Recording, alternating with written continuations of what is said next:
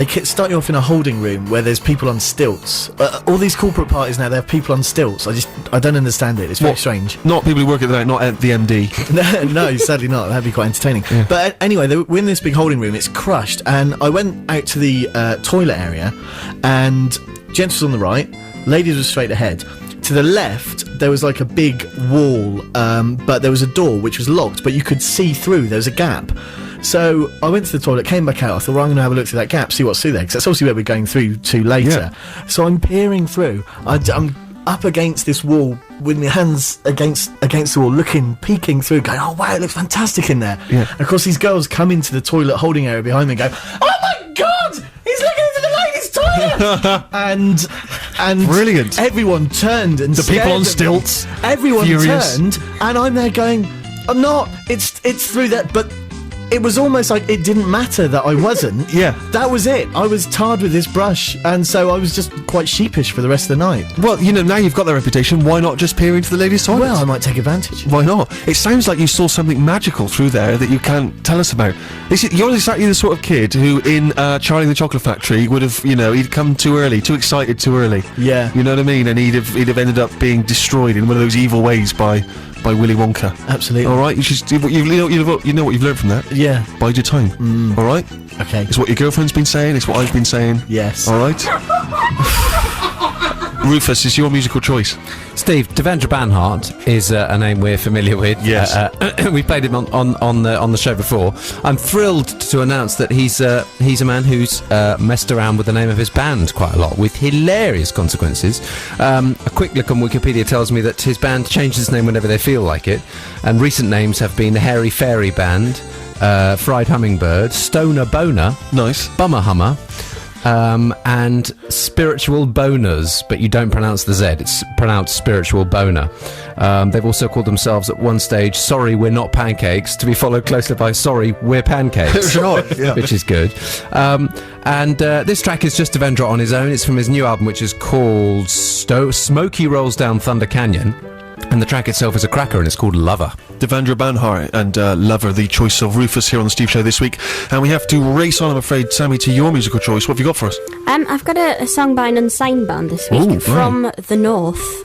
Very far north from where I'm from, and the band are called Moira Stewart. Sure. Yes, it's an ironic title, but they're really, really good. And this song's the last track on the album, and it's a cover of a song from Bugsy Malone called Give a Little Love. Now, I'm guessing we're going to have to cut it short a bit, but if you want to find them, and I really do suggest you go and find this stuff, it's got samples of the Mr. Men and Vic and Bob and all sorts. It's really good electro stuff.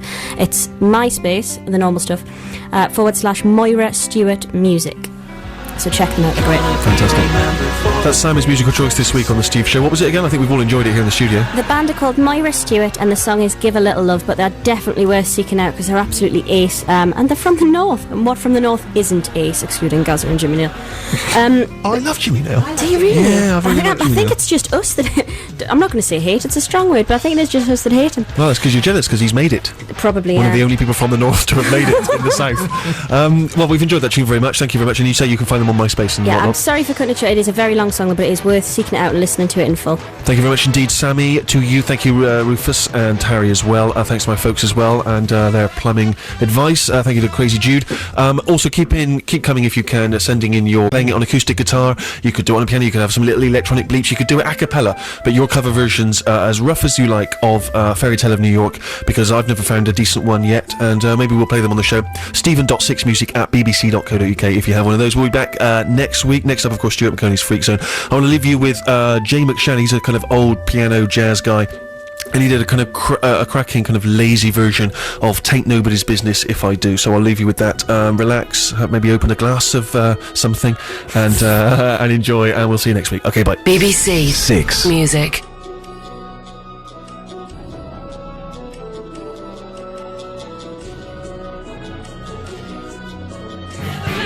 Well, here we are, the Steve Show, penultimate show before the Christmas spectacular. Everyone's looking forward to that, I imagine.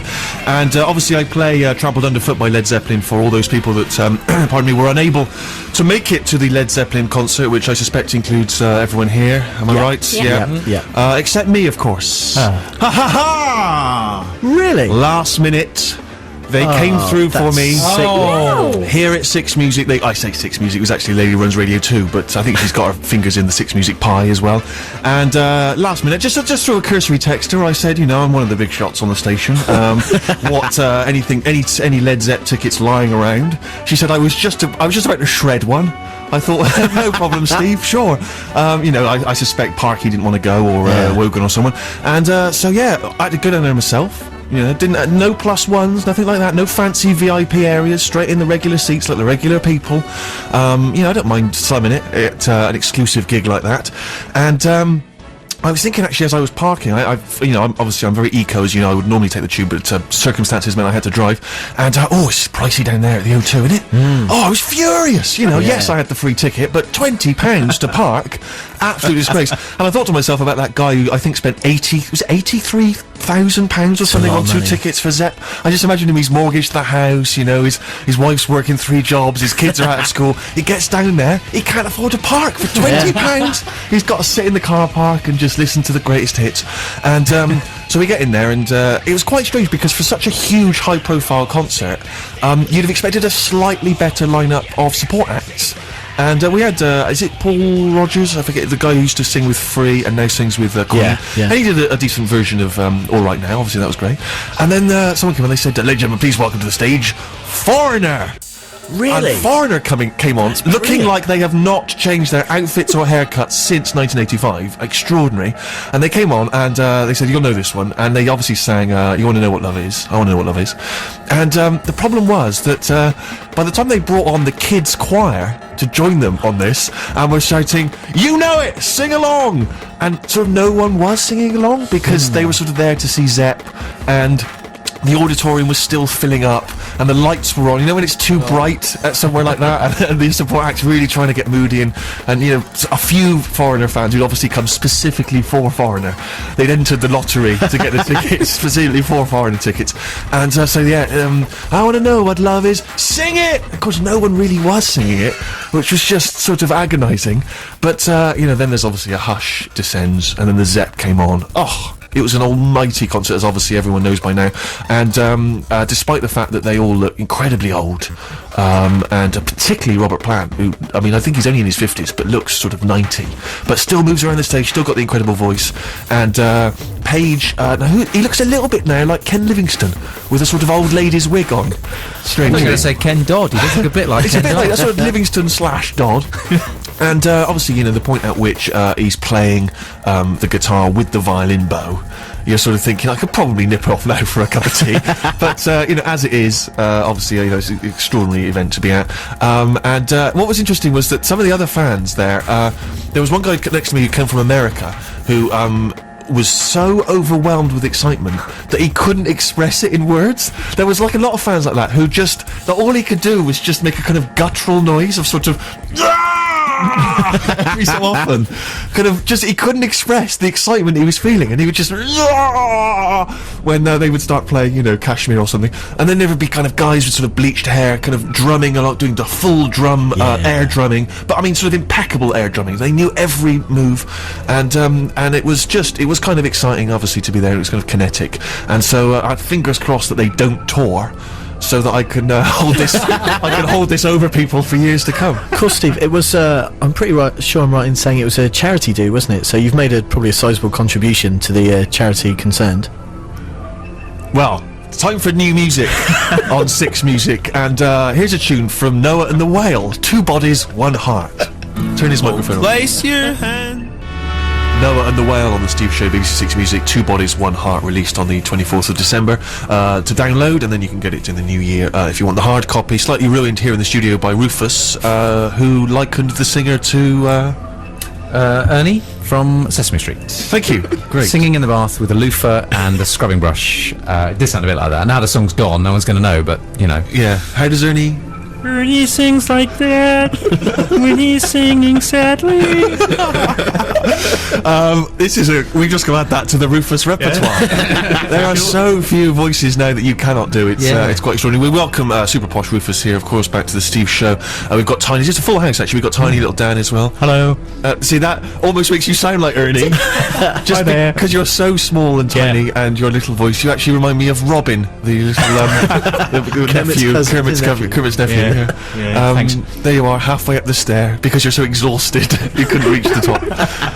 We've got Banker Harry as well. Yeah, right. How's it going? Yeah, not bad, not bad. Your talk of uncontrollable Americans at the Led Zeppelin concert reminded me of when we went to see Cream at the Royal Albert Hall. Actually, Cream reformed some time ago. Yeah, and I managed to get free tickets through work somehow, and there was a guy behind us, and he was telling the story to the guy sat next to him, saying, I paid 500 quid for a ticket on eBay, which was a fake. Oof. So then he paid another 500 quid for a real ticket, so he cleared £1,000. He paid about 800 quid for the flight to get over and his hotel, and we were sat there and we were bored out of our brains. I fell asleep at one point. Yeah, and we felt like we couldn't leave and go to the bar because we'd be being rude to this man who'd put... Dreadful, I remember you just nudging me, because as I was snoring, it was slightly ruining one of the endless Clapton guitar solos. God, yeah. Oh, talk about slow hand. Pick it up, man! Come on! And what was so frustrating was they didn't even play I Feel Free, which is at least a kind of bit of a sort of poppy number that you can sing along to. It is terrible, I know, when you have to go to those, you don't have to, but one trundles along to those things thinking, it's nice to see the rock dinosaurs before they die. Awful. Yeah. I did the same. I went to see Brian Wilson when he was on the South Bank, the first of his comeback gigs when he was playing the whole Smile album. Yeah. And I'd only happened upon a ticket by accident because someone had pulled out in the last minute. And I was late. I rocked up there. I was late because I fancied another pint beforehand. That's outrageous! And we came in and it was terrible because you realise that this was the single most important night for some people's lives, for people, for at least 25 years, and I felt terrible. Yeah, we were sort of tube. You clattered in during a particularly quiet moment. Excuse me, sorry. Brian, sorry, Brian. Sorry, Brian. And he's just, where am I?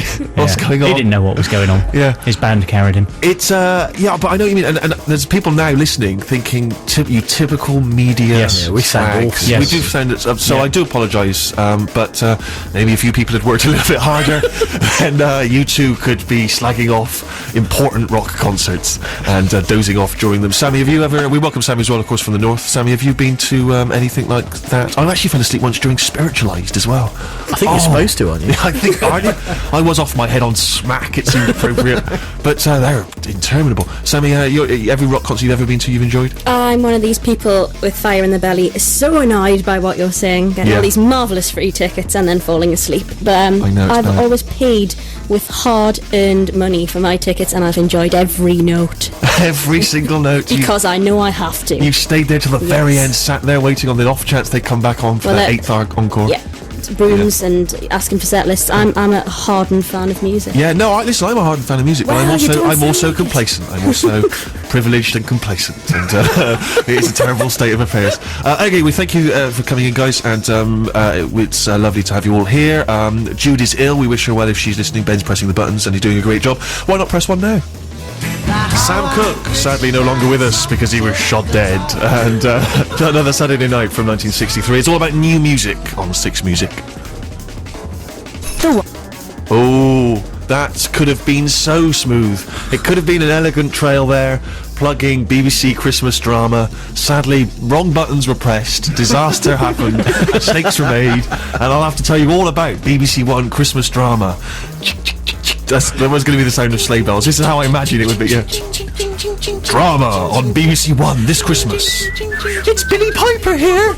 I'm in some thing where I wear a period outfit. Oh, Daleks, you evil Daleks. Well, Howie, I thought you were dead. You're back again, you bastard.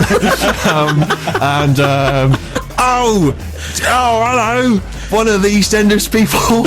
It's ding, 1,000 points. Thank you. That was Whose Line Is It Anyway? Anyone going to be then did the Extras Christmas special parody? No.